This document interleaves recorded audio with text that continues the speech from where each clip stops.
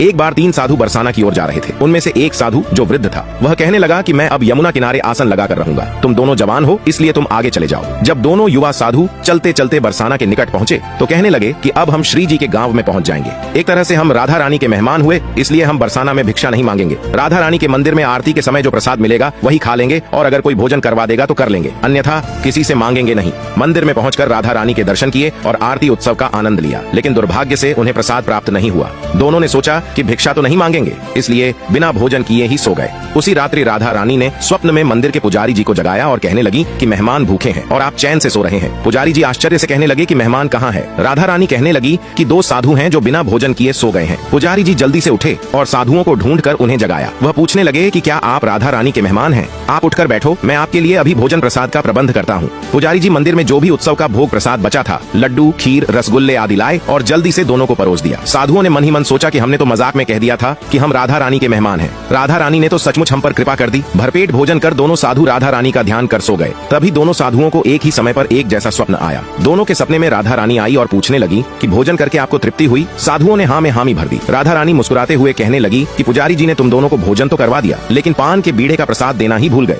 राधा रानी ने दोनों के सिरहाने पान का बीड़ा रख दिया। स्वप्न के बाद दोनों की आंख खुली तो सचमुच पान का बीड़ा अपने सिरहाने पाकर दोनों विस्मित थे। सच में बहुत करुणामयी हैं श्री राधा रानी।